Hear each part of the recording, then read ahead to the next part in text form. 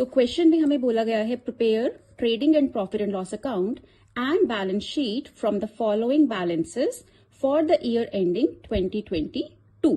सो हमें कुछ balances given है and we have to prepare these 3 accounts और statements from the given balances. So सबसे पहले हम देखते हैं कि कौन सा आपका बैलेंस कौन सी स्टेटमेंट या कौन से अकाउंट में आएगा. First of all capital. Capital वो पैसा होता है जो ओनर ने बिजनेस में इन्वेस्ट किया है. So it is a liability for the business organisation and it comes in balance sheet. Next is creditors. Creditors means वो लोग जिन्हें आपको पैसा पे अभी करना है. सो ये भी एक लाइबिलिटी होते हैं बिजनेस के लिए. So it will also go to the balance sheet. Sales आपका आता है ट्रेडिंग अकाउंट में on the credit side. Return outward. Return outwards is also known as purchase returns. It also is subtracted from purchases in the trading account. Bills payable. Liability, so it will also go to the balance sheet. Plant एक asset होता है, balance sheet में it will appear. Debtors आपका asset है, current asset, and it will also go to the balance sheet. Drawings वो पैसा जो investor ने अपने पर्सनल यूज के लिए निकाला है कंपनी से. So it is subtracted from the capital in the balance sheet. Purchases will go to trading account. Return inwards that means sales return. जैसे हमने परचेज रिटर्न को माइनस किया था from purchases, return inwards that means sales returns आपके trading account में जाएंगे और sales में से सब्ट्रैक्ट होंगे. Now coming to the other side,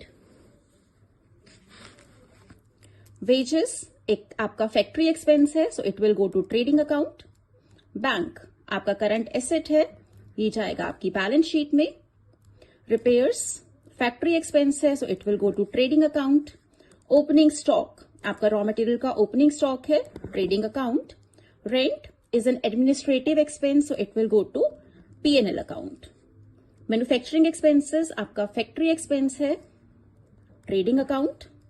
trade expenses that means money you spend on trading in the business, that means sale and purchase, so it will go to P&L account. Bad debts एक financial burden है company के ऊपर, it will also go to P&L account. Carriage अगर carriage के आगे कुछ भी mention नहीं है, we will suppose it to be carriage inward and it will go to trading account. Fuel and power हम लोग जानते हैं फ्यूल एंड पावर का ज्यादा यूज फैक्ट्री में किया जाता है, so it is an expense in trading account. So सबसे पहला आइटम जो आप ट्रेडिंग अकाउंट में डालेंगे that will be opening stock. Opening stock given in the question is 20,000 rupees. उसके बाद नेक्स्ट आइटम जो हम ट्रेडिंग अकाउंट में डालते हैं दैट इज परचेजेस.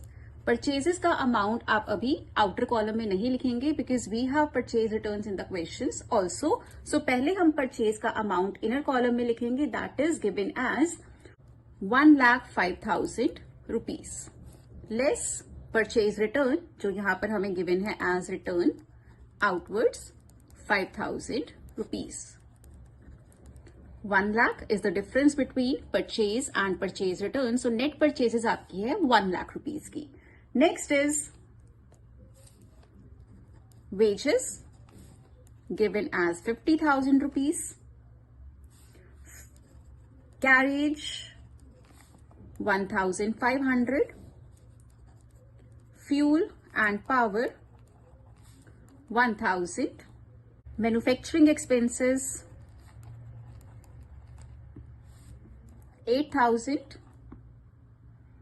अभी आते हैं क्रेडिट साइड पर. We have sales 1,64,000 rupees less return inwards that means sales returns 3,000 rupees. So net sales आपकी हैं 1,61,000 की. Now come to the first adjustment given closing stock.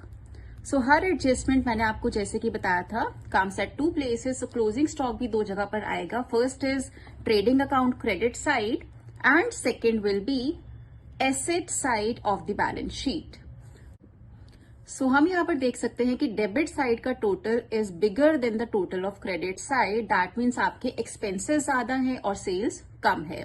So in such cases you get a gross loss. So आपका bigger total जो है that is 1,80,500। I am writing under both the sides. Now we will be subtracting the figures on the credit side from the total that we have of the debit side. So simple आपको यहाँ पर क्या देखना है, आपको देखना है ज्यादा बड़ा टोटल, बिगर टोटल डेबिट साइड का है या क्रेडिट साइड का है। जो टोटल बड़ा है आपको उसे दोनों साइड्स के बॉटम पर लिख देना है, दैट इज 1,80,500, 1,80,500। अब क्योंकि ये टोटल डेबिट साइड का है, आपने क्रेडिट साइड की आइटम्स को इस टोटल में से माइनस करना है। जो भी डिफरेंस आएगा that will be your gross loss.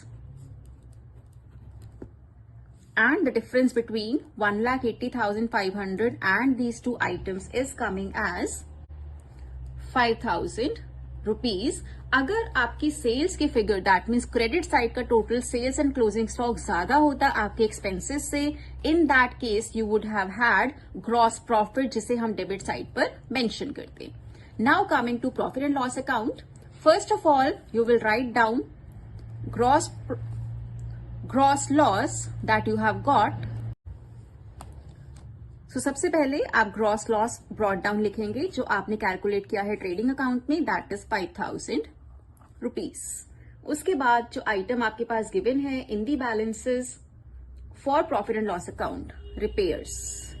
Now repairs को आप एडजस्टमेंट में भी देख सकते हैं, that we have 400 rupees of repairs outstanding.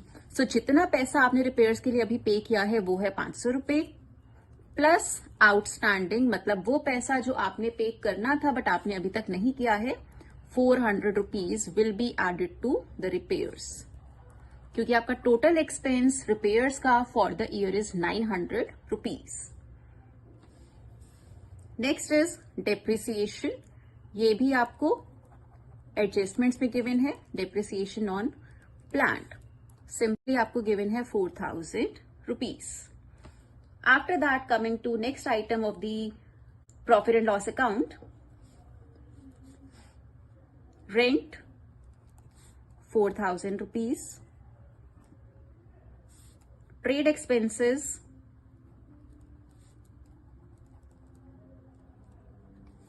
7,000 rupees, bad debts question में गिवन है आपको 2,000 रुपीज के बैड डेट्स, बट एडजस्टमेंट में आपको बताया गया है right of bad debts worth rupees 5,000 more. That means आपको न्यू बैड डेट्स क्रिएट करने हैं वर्थ रुपीज 5,000। सो आपके ईयर के टोटल बैड डेट्स हैं 7,000। Now we don't have any item to be put on the credit side, यहाँ पर कोई हमारे पास इनकम गिवन नहीं है बैलेंसेस में। So we will make a total of this side whatever items we are having. So आपका जो total आता है आपके डेबिट साइड का, that is coming to 27,900। So this is your net loss for the year.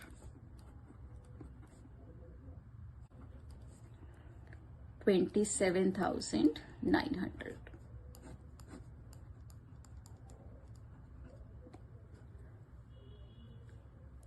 So with this, we are done with preparation of profit and loss account also.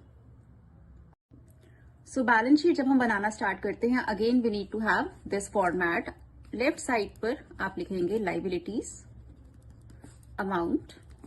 Right side पर you will make assets and amount. And here you have to note down कि आप लिखेंगे balance sheet as on. Profit and loss account में हमने लिखा था for, because profit and loss account बनाया जाता है एक पर्टिकुलर टाइम पीरियड के लिए, बट बैलेंस शीट बनाई जाती है एक पर्टिकुलर डेट पर। So that is why the term that you use in balance sheet is as on the date that is given in the question. Now coming to the liabilities side first, पहला item जो liabilities side में आएगा that is the capital invested. So capital less drawings. Drawings वो पैसा होता है जो owner ने विड्रॉ किया है, so it has to be reduced from the capital, because इससे ओनर की कैपिटल कम हो जाती है। आप इसे ब्रैकेट में रख सकते हैं टू सिग्निफाई कि इसे सब्ट्रैक्ट करना है, माइनस नेट लॉस। यहीं पर अगर हमें नेट प्रॉफिट होता तो वो यहां पर ऐड किया जाता, बट अगर हमारे पास नेट लॉस है, that is to be subtracted. 27,900। So capital की रिमेनिंग वैल्यू है 62,100, जो हमने कैलकुलेट की है by subtracting 10,000 and 27,900 from 1 lakh rupees. Next is coming to current liabilities.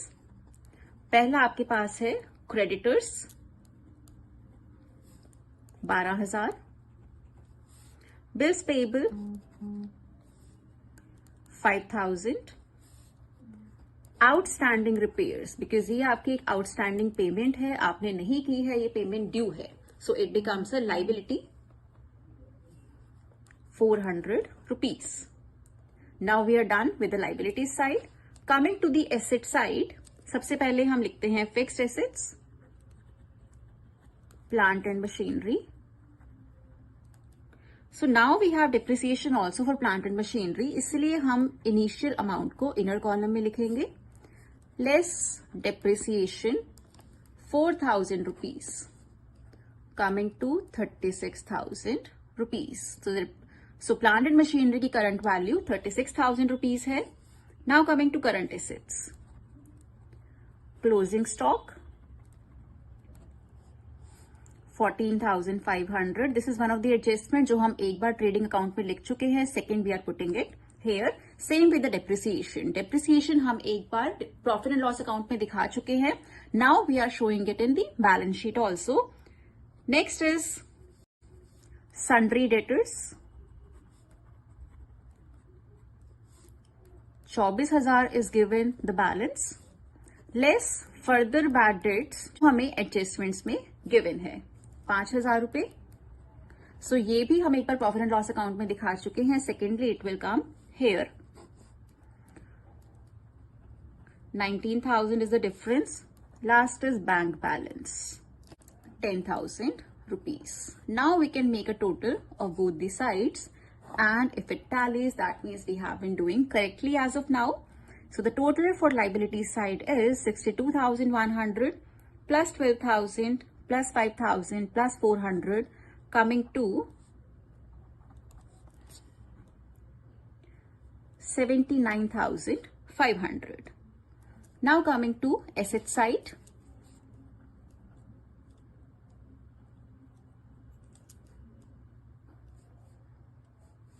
$79,500, and we are done with the questions, final accounts with adjustments.